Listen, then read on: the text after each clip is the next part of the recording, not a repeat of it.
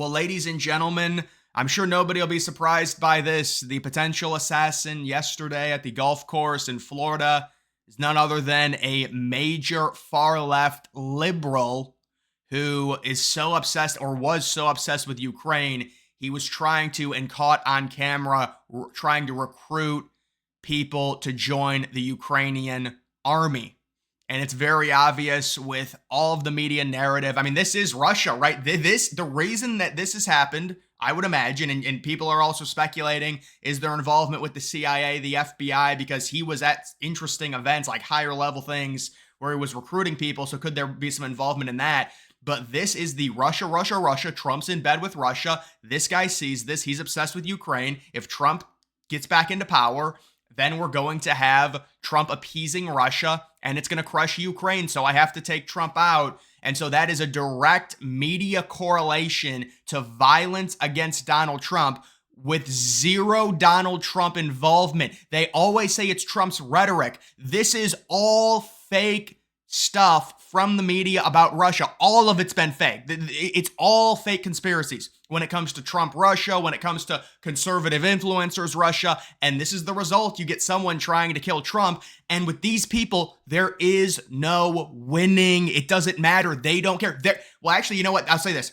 There were a lot of liberals that were very sad by what happened yesterday. There were also a lot of conservatives that were very sad and very concerned. I'm talking about the fact that there was a shooter, but the liberals were sad because Trump wasn't killed. They wanted him killed. When it turned out he wasn't killed, they were like, oh, that's why they were sad. That's where these people are at. Guys, there's no winning. You cannot argue with these people. If Donald Trump actually does, if something horrible happens and he dies, they will just say it's karma. They will not take, there was no blame these people will take. You cannot argue with these people. They endorse political violence against their opponents. Because they think, it's really the media manipulation, but they think, Donald Trump is this horrible person. He's killed millions with the pandemic and everything like that. And we all know, I mean, the narrative that he's Hitler and he's this just demigod almost. Actual Politico headline: Republicans outraged over possible assassination attempt. No. Really, Politico? Oh my God, I'm so surprised that the Republicans are outraged. How dare they be outraged over the guy that they've nominated 3 straight times in the Republican primaries to be the president. I'm shocked they're outraged over a second assassination attempt. It's so shocking, but this is the gaslighting and it gets you angry, and that's what they're trying to do. This is the suspect.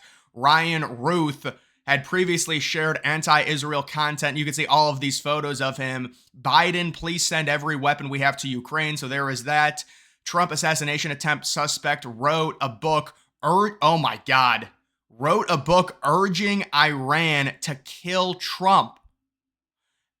And remember the narrative about Iran possibly doing something. Maybe he heard about that and then wrote a book about it. This whole thing is just weird.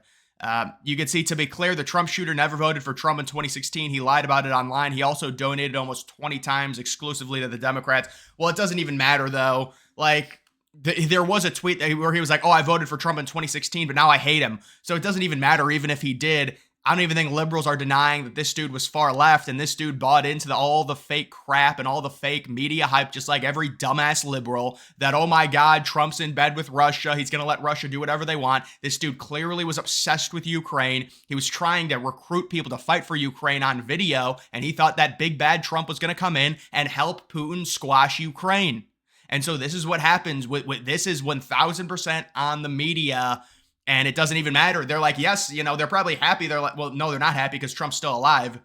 But they're probably like, we want this to keep happening. I mean, there's no winning with these people. They want there to be political violence. Of course, their top people will say, no, we don't want any of this. But the actual ground soldiers, they want this. 100% they want this. They'll argue for it. They'll say it's Trump's own fault, even though this entire thing is based around the fake Russia hoax. That's what I would imagine why part of the reason this dude hates Trump so much. Back in 2016, it seemed like he didn't hate him that much. All of the Russia crap comes out. Now he's obsessed with Ukraine against Russia. He thinks Trump's going to help Putin. It's totally obvious in terms of that. Ryan Routh in custody after Trump golf club incident. Oh yeah, it was an incident, all right. They're still doing that stuff. He did have a GoPro. I wonder if the GoPro was on or not.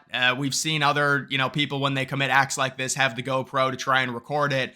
I would imagine he was trying to record probably Trump, and it seems like he was just right outside the fence line, right next to a road, maybe in a little bit of bush. The question is, Trump has come out and said that he did not plan. It was a last second thing of him golfing on this Sunday. And so the question becomes, and this is what I was speculating, is this a situation where it's blatantly obvious when Trump is golfing because there's security around and maybe he knew and that's what tipped him off? Or did he get tipped off by someone else because Trump himself has said this is not on a schedule, it's nothing, it was a last second thing? You could argue both sides. I know a lot of people believe that he was tipped off by someone on where Trump was going to be, but you do also have to take into account the idea that is there heightened security around it to where it's like obvious that Trump is golfing? And in this scenario, I mean, it is kind of right in the open. The dude's right on the fence line. It looks like right outside the property, the golf course, and possibly peering his barrel through the chain link fence and potentially trying to catch Trump. I think it was the fifth hole. And whether, I still don't know if he fired first and then they fired back at him, the Secret Service, or if the Secret Service saw him and immediately fired at him and then he ran and possibly got to his car and then got arrested. Lester Holt, this is how bad it's getting. So NBC Lester Holt blamed Trump for the assassination on his life, saying it was due to his rhetoric on the illegal migrant crisis in Springfield. So understand what they've done to the Springfield story. You've got a town of 58,000 people that gets 20,000 Haitian immigrants that all have an IQ of around 75 that can't drive, that constantly cause accidents, that are getting more government benefits than the homeless people there. It's been reported and people have been interviewed. Or is that fake too? It's all fake. No, it's all fake. You're right. Anything that doesn't align with the Democratic Party is fake. Yes. Just like, oh, they're not going around eating ducks. It's all fake. Yeah, they're animal rights activists, except when it comes to political. Then they don't care, right? But this is how bad it's gotten. So they dump 20,000 Haitian migrants on a town that has a total population of 58K, and then they gaslight and they say, no, you're the one that's racist and you're bad. You need to accept it. It's like someone's trying to force you to swallow a pill. You know, if you swallow pills with water and everything like that. It's like you get a pill that's this big and they're like, you need to swallow this or you're racist. And the pill's like this big. And it's like, what? It's like, what are you telling us? You're saying we're racist? What are you? You cannot invade a town that has a population of 58,000 with 20,000 migrants. Do you really think that's going to end well? Seriously? And then you're going to gaslight and force us to swallow like a 300-pound pill, calling us racist? People have to be able to see through this. But no. Trump's horrible rhetoric, and the same thing with J.D. Vance. J.D. Vance, he's taken some serious shots from the media. It's clear they're trying to define him as a racist. This is their playbook. Understand what they're doing to Vance. Make sure everyone understands this. They've called Trump a racist so many times, it doesn't matter. It doesn't affect him. It's basically just like, it's the boy who cried wolf, and nobody cares. So that's why now they've had to do the whole felony bullshit with all the fake charges and everything like that, where they elevate the charges to felony so they can call him a felon. Because calling him a racist wasn't working. So now they're like, we'll call him a felon. And that's backfired on them too. But see how they're trying to define, because they can't do it to Trump. They're trying to define J.D. Vance as a racist. Well, that's 1,000%, because they can't do it to Trump. It's the boy who cried wolf. They've called Trump a racist 40,000 times. It doesn't mean anything anymore. So now they're trying to do it to J.D. Vance. And it's important people know that. But this is just, oh my God. How evil. And this is, J.D. Vance just needs to say, the media, I want you to answer. This entire thing was started with them dumping 20,000 migrants on a town that had a population of 58K. Did you think that was going to end well? Why do you think that happened exactly? Do you think the American citizens that live in that town, do you think that's fair to them? Or, oh, no, I think it was a town that voted for Trump. They're just racist white people. They deserve it. That's what they'll say. Just like Trump deserves to get shot. 100% that's what they'll say. They've already say it. Like, this woman comes out, she's, this was actually pretty surprising what ABC did here, where they questioned, and I'm just going to play this. Comments about the military. She said during the debate this about the U.S. military. Let's listen. As of today, there is not one member of the United States military who is in active duty in a combat zone in any war zone around the world, the first time this century. Our fact checkers found that to be false, and I have a lot of experience in that area as well. There are currently 900 U.S. military personnel in Syria, 2,500 U.S. troops in Iraq. All have been under regular threat from drones and missiles for months. We also have action in the Red Sea. We also, every single day, the Navy SEALs, Delta Forces, special operators can be part of any sort of deadly raid. So why would she make that claim? To make herself look good.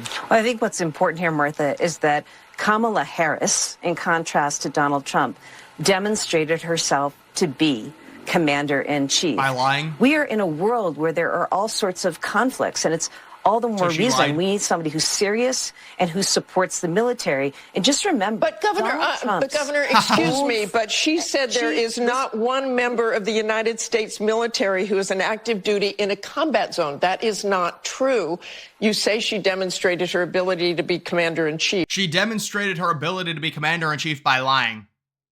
I mean, this is the thing. There's no defending any of this. It's ridiculous. No bloody way. The latest Trump would-be assassin also appeared in a BlackRock commercial just like Thomas Crooks. Where is he? Oh, there he is right there. Yep, fight for Ukraine. And then here's him getting interviewed, connected to Adam Kinzinger through his support of Ukraine. He was being interviewed by Newsweek about his effort to recruit mercenaries to fight in Ukraine. Yeah, this is unbelievable. I mean, but is anyone really surprised? Donald Trump's golf outing was a last-minute decision. This round was not on the public's schedule, and the public was not informed he'd be there. So how was he able to be tipped? Yeah, so people are saying he got tipped off. It'll be interesting to see if anything comes out about this story. They are already trying to bury it. We know that they were going to. I mean, I think they'll talk about it for today, and then that'll be it. But it's just another would-be potential, assassin. Second one now, main one. I mean, there's been others, but they get called off, and the FBI gets tipped off to them, and then nothing happens. But this is a big concern, right? Because at this point, Trump still doesn't have that extra protection because he's not technically the president-elect yet, and it is a big problem. But either way, guys, that is going to do it for this video. Make sure you follow me on X. Link to that's always in the description.